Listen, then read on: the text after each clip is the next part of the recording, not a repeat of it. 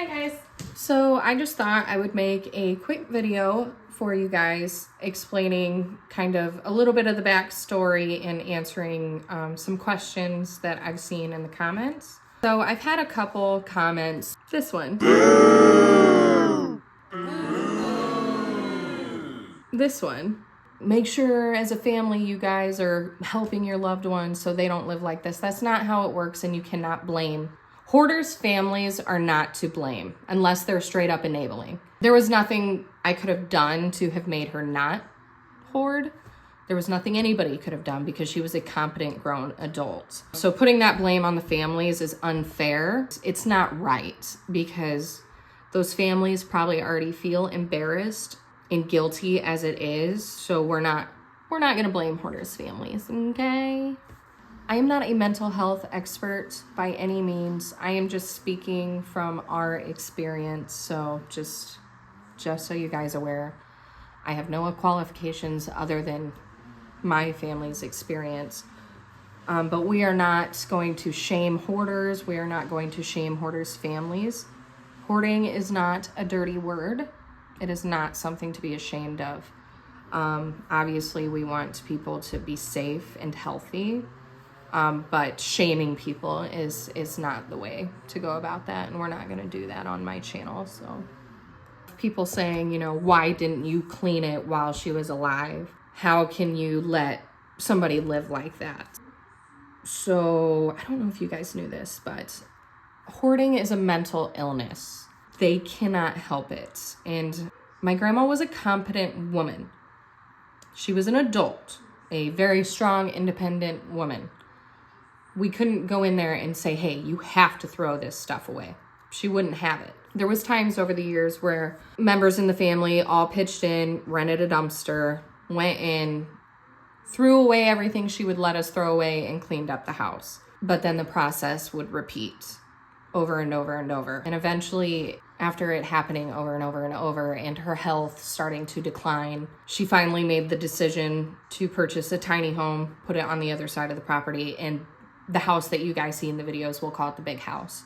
The big house kind of just sat with all the stuff in it because she was still alive. So after I had bought it, I had a discussion with her saying, hey, we are going to have to sell stuff, throw stuff away, donate stuff.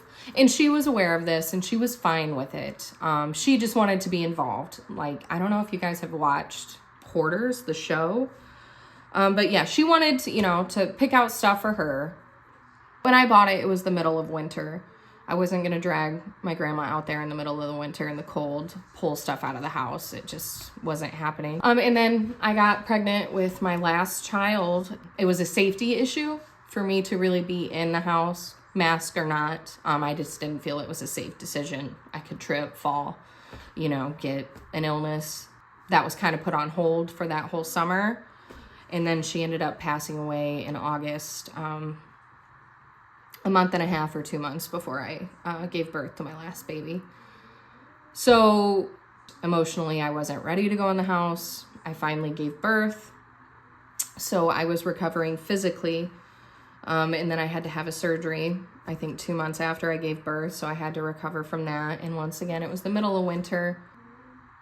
And it's a daunting task, guys. I know a lot of the times on the videos I go in a good mood, but it's a really overwhelming, daunting task emotionally. So I wanted to make sure I waited until I was ready to go in and deal with all of that. So I've been going in steadily since February. I had been in a couple times before that, grabbing out certain stuff that I didn't want stolen. But I have been on it. We're getting there.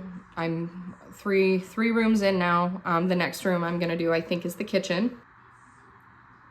Sorry, it's still, it's tough. I try not to let the comments bother me.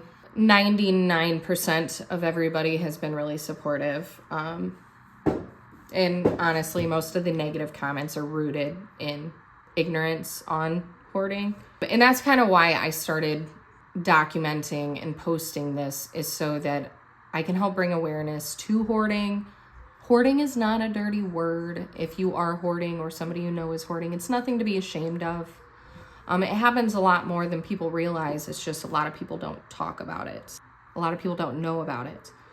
But yes, hoarding is a mental illness. They cannot help themselves. People do it for different reasons. But I do want to thank all of you guys for following me in this journey. I think I'm up to 500 subscribers, so that's awesome. And I thank you guys. Most of you have been super, super supportive. So I'll have more videos coming with some of the really, really cool things that I have found in the house. You guys, I think, are caught up on the rooms that are clean. The next room we're gonna do is going into the kitchen.